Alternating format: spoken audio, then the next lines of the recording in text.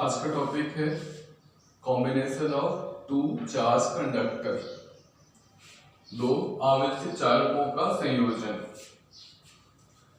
यहां दो कंडक्टर लेते हैं,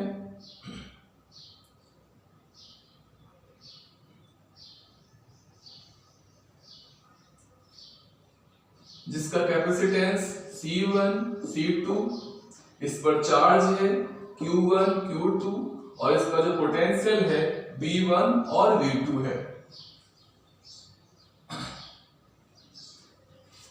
Q1 की वैल्यू क्या होगी?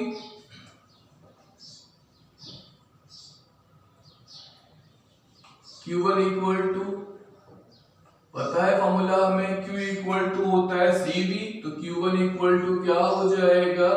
C1 V1 और Q2 इज इक्वल टू क्या?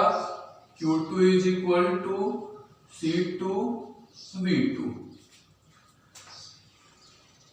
तो टोटल चार्ज कितना हो जाएगा? कुल आवेश कितना हो जाएगा?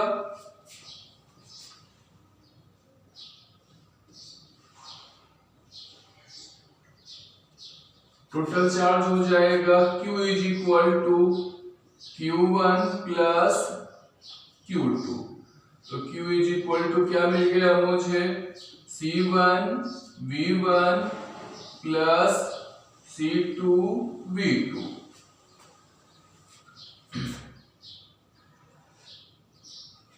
अब मैं दोनों कंडक्टर को, दोनों चालकों को किसी कंडक्टिंग वायर से, किसी तार से कनेक्ट कर देता हूं, कुछ ऐसे।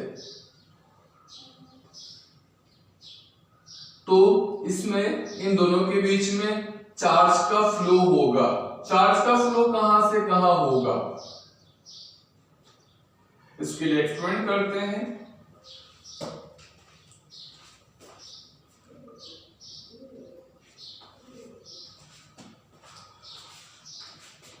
मेरे पास दो ग्लास है, इसमें और इसमें दोनों में पानी भरा हुआ है। पानी का लेवल मैंने लिखा है, इसमें यहां तक है और इसमें यहां तक है। अगर मैं इसको किसी पाइप के थ्रू कनेक्ट कर दूं, तो जहां पर पानी ज्यादा है वहां से कम की तरफ पानी का फ्लो होगा। कब तक होगा?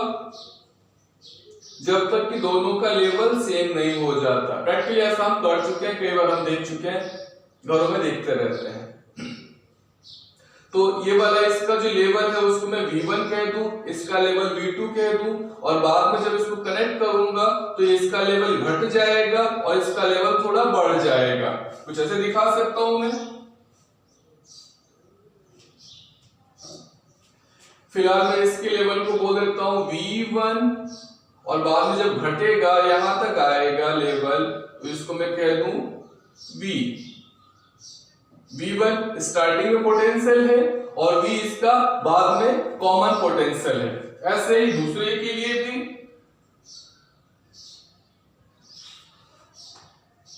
इसका ये पोटेंशियल V2 है और बाद में इसका बढ़ेगा, इधर वहां से पानी इधर फ्लो होता है, इसका पोटेंशियल बढ़ेगा और ये बढ़कर कितना हो जाएगा? कॉमन पोटेंशियल बोलते हैं इसको, और ये बढ़ेगा तो ये हो जाएगा V। इस टॉपिक को समझने के लिए हम ये एग्जांपल ले सकते हैं।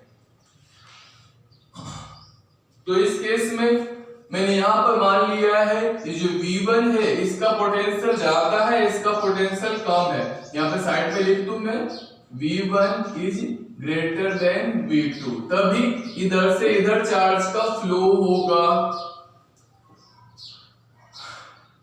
तो चार्ज का जब डिस्ट्रीब्यूशन होगा तो उस केस में Q1 चेंज होकर क्या हो जाएगा? Q1 डैश, इसकी वैल्यू घटेगी जैसा हमने वहां देखा था, और इसकी वैल्यू क्या होगी? बढ़ेगी, तो Q2 डैश। उस केस दोनों का पोटेंशियल क्या हमने कॉमन पोटेंशियल नाम लिया है, वो क्या हो जाएगा? V हो जाएगा। तो after distribution of charge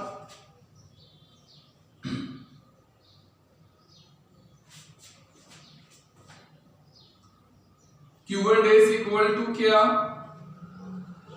Q1 days equal to क्या, C1 C2 चेंज नहीं होगा। जो इस ग्लास की कैपेसिटी है वो चेंज कैपेसिटी उतनी रहेगी, वो चेंज तो नहीं होगी। तो C1 भी वही रहेगा, C2 भी वही रहेगा। तो Q1 days बराबर क्या लिख सकता हूं मैं, C1 V क्यों, अब पोटेंशियल V हो चुका है जिसको हम नाम दे रहे हैं कॉमन पोटेंशियल, और Q1 days हो गया और Q2 days इक्वल टू क्या, C2V। इस केस में टोटल चार्ज कितना, इसको कनेक्ट करने के बाद टोटल चार्ज अब कितना,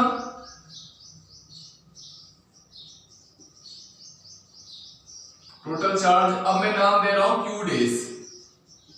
डेज इक्वल टू कितना, C1V प्लस C2V। तो Q1 days is equal to C1V common ले ले यहां से, C1 प्लस C2, V क्या, कॉमन पोटेंशियल। अभी हम समझ चुके हैं यहां पर जो चार्ज पहले था, जो पानी की मात्रा पहले थी टोटल और बाद में, वो तो सेम ही रहेगी, पानी का लॉस थोड़ी हुआ है। तो टोटल जो मात्रा है चार्ज की वो तो कांस्टेंट रहेगी, कंजर्वेशन ऑफ चार्ज से कह सकते हैं। तो मैं कह सकता हूं Q1 days is equal to Q, ये रिलेशन ले लो यहां से मैं, Q ये रहा, Q डेज ये रहा। तो V C1 plus C2 is equal to क्या, C1 V1 plus C2 V2। तो यहां से मैं फाइंड कर लूं V इज इक्वल टू क्या हो जाएगा, V is equal to C1 V1 plus C2 V2 upon C1 plus C2, C1 V1 plus C2 V2 upon C1 plus C2। और इससे हम क्या निकाल सकते हैं, क्या है ये है कॉमन पोटेंशियल।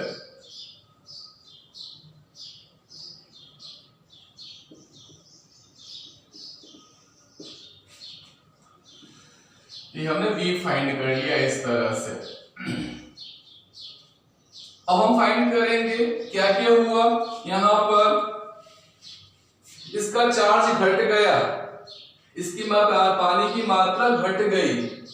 हम यहाँ चार्ज को पानी से समझ रहे हैं और इसकी हाइट को समझ रहे हैं पोटेंशियल से। तो यहाँ पर पानी की मात्रा कुछ घटी और दूसरे वाले में थोड़ी सी बढ़ी।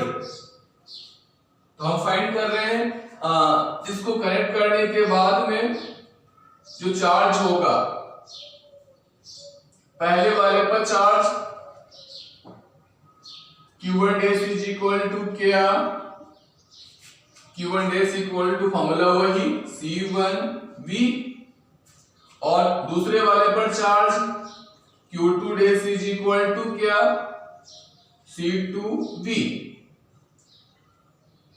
Q1 days Q2 days divide कर देते हैं, तो Q1 dash upon Q2 dash is equal to क्या, V से V कट जाएगा, C1 अपॉन C2। मतलब इसको कनेक्ट करने के बाद जो चार्ज का डिस्ट्रीब्यूशन होता है इनके कैपेसिटेंस के प्रोपोर्शनल होता है। ठीक है, अब हम देख रहे हैं इसके अंदर पोटेंशियल में किस तरह से चेंज आता है, विभव में किस तरह से चेंज आता है। इसका विभव घटेगा, इसका विभव बढ़ेगा। इसका विभव घटेगा तो मैं क्या लिखूंगा, मैं पहले विभव था पोटेंशियल था इसका V1 और V हो गया, ये कितना होगा, इसको मैं क्या बोलूं, इसको बोलूंगा मैं डेल V1। क्या बोलूंगा इसको मैं, डेल V1। और डेल V1 कैसे फाइंड करूंगा मैं, दिस V1 माइनस V। अब डेल V1 फाइंड कर रहा हूं मैं,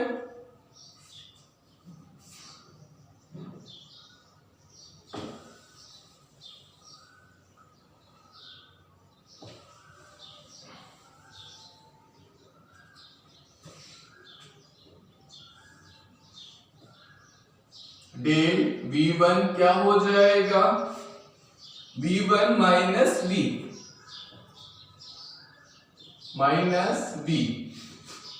V1 तो V1 है, V क्या है भाई, C1 V1 plus C2 V2 upon C1 plus C2, LCM ले लूं, C1 प्लस C2, यहां क्या हो जाएगा, C1 V1 plus C2 V1 minus C1 V1 और minus C2 V2, C1 V1 cancel, क्या कॉमन आ रहा है, C2 कॉमन आ रहा है, C2 क्या हो जाएगा, V1 minus V2 upon C1 plus C2। ये हमने फाइंड कर लिया पहले वाले कंडक्टर के पोटेंशियल में कितना डिफरेंस आएगा, कितना घटेगा। अब ले रहा हूं मैं दूसरे वाले कंडक्टर के लिए पोटेंशियल में चेंज कितना होगा, इसका पोटेंशियल बढ़ेगा, पहले V2 था अब हो गया V, तो यहां पर डिफरेंस कैसे फाइंड करूंगा, ये वाला इसका डिफरेंस होगा, वो क्या होगा, दिस V माइनस V2, तो लेते हैं इधर ही, del V2 is equal to क्या, V minus V2, V minus V2, ये डिफरेंस ये वाला होगा। V क्या है, वही common potential C1 V1 plus C2 V2 upon C1 plus C2 और minus V2, this equal to, again क्या करता हूं मैं, C1 C2 एलसीएम ले लिया, यहां पर क्या बचा, C1 V1 plus C2 V2 और ये माइनस C1 V2 और माइनस C2 V2, ये कैंसिल, कितना बचा, C1 common, V1 minus V2 upon C1 plus C2, यहां से ये डेल V2 फाइंड करा मैंने, डेल V2 डेल V1, अगर मैं इसका रेशियो लेना चाहूं तो इधर ले लेता हूं,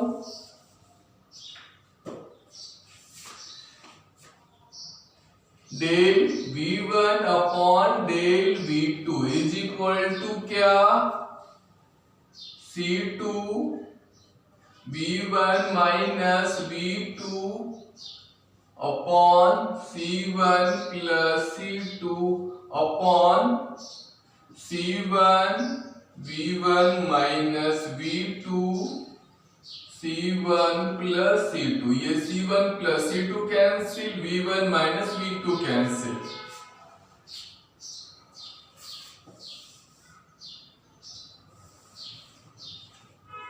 तो del V1 upon del V2 is equal to C2 upon C1, या इसी को मैं कैसे लिख सकता हूं, इसी को लिख सकता हूं 1 अपॉन C1 1 अपॉन C2, मतलब इनके जो पोटेंशियल में जो चेंज आता है वो इनके कैपेसिटेंस के इनवर्सली प्रोपोर्शनल होता है, और इस तरह से हम दो कंडक्टर को